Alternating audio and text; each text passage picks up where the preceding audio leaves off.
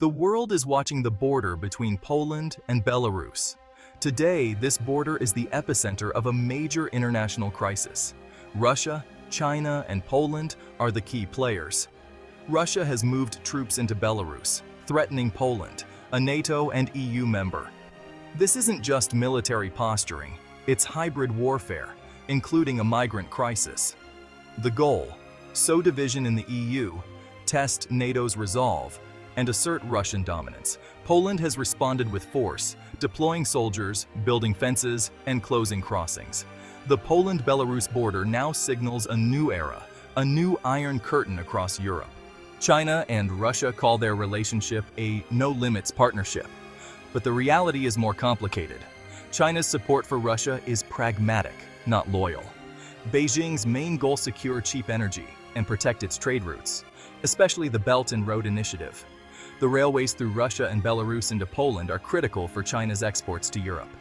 Instability in Eastern Europe threatens China's economic lifeline. Russia, meanwhile, is focused on military power and regional dominance, even if it means chaos. This is where their interests diverge. Russia sees crisis as leverage. China sees it as a threat to business. China wants predictability. Russia creates unpredictability. So China's support for Russia is conditional. Beijing backs Moscow when it suits its interests, but not at the expense of its own economy. China needs Russia for resources and as a counterweight to the West, but it also needs a stable Europe for trade. This puts China in a tough spot, balancing support for Russia with the need for economic stability. The border crisis exposes the limits of their friendship. China is forced to choose between its strategic partner and its economic future. The world is watching to see which way Beijing leans. For now, China walks a tightrope. One misstep could cost billions. The crisis is testing the true nature of the China-Russia alliance. Economic interests may ultimately outweigh political rhetoric. Russia's strategy is bold. Thousands of troops, tanks, and missiles now sit in Belarus, right on Poland's doorstep. Wagner Group mercenaries add a layer of deniability and intimidation. This is classic brinkmanship. Show strength, create fear, and force NATO to react. But it's not just military might. Russia is weaponizing migration, pushing vulnerable people toward the border to overwhelm Poland's defenses and create political chaos. The goal: destabilize Poland and the EU from within without firing a shot. Constant military drills, airspace violations, and the migrant crisis are all calculated provocations. For Poland, this is a daily reality, a hostile force just miles away. Warsaw sees this as part of Russia's broader ambition to dominate the region. That's why Poland's response has been swift and decisive. It's not just about today, it's about defending independence for the long haul. Poland didn't hesitate.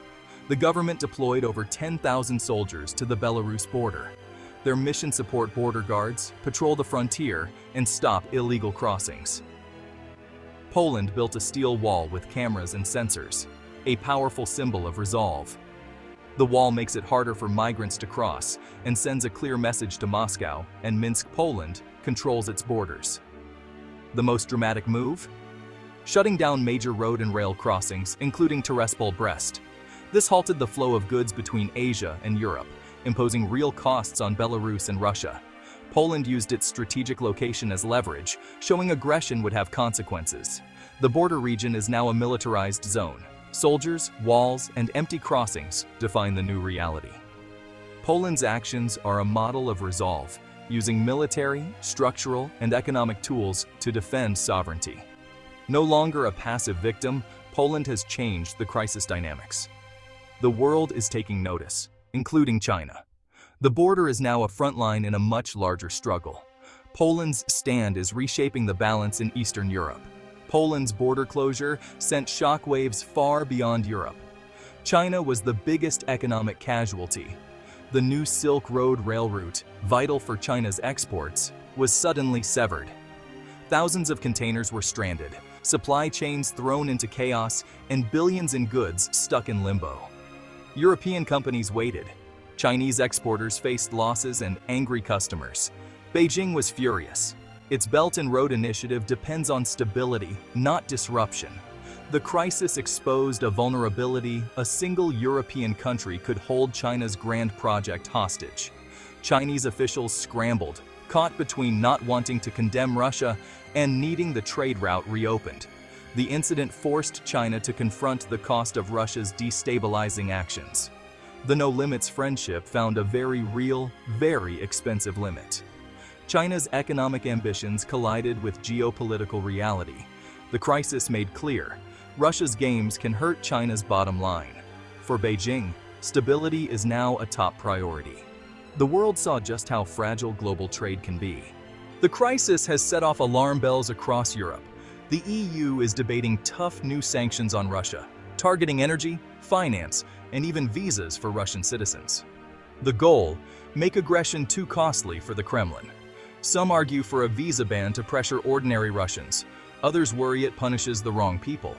The debate highlights Europe's tough choices. The crisis has also forced a rethink of European security. NATO is reinforcing its eastern flank with more troops and joint exercises. Poland's border closure showed Europe a new tool: indirect pressure on Russia via China. If China's economic interests are threatened, Beijing might push Moscow to de-escalate. The West's strategy now includes leveraging China's stake in stability. It's not just about punishing Russia, it's about making peace in everyone's interest. Diplomacy, economics, and security are now tightly linked. Europe is learning to play a more complex game. The outcome will shape the continent's future. Western leaders now see that protests or dissent won't change Russia's course. The Kremlin's grip is too strong. The only real strategy: economic and technological exhaustion. Sanctions must block Russia's access to technology, starve its industries, and limit energy revenues. This is a slow, grinding war of attrition, meant to weaken Russia's war machine from within. The Kremlin's imperial ambitions won't be negotiated away. Only economic pain can force change. Closing borders and cutting trade raises the cost of aggression. The hope: eventually, the pain will force Moscow to scale back. Poland's stand has brought China's interests into play, adding a new layer to the struggle. Experts agree. Strong defense and relentless economic pressure are the only realistic path. It won't be quick, but wearing down Russia's economic foundations may be the only way to secure peace in Europe.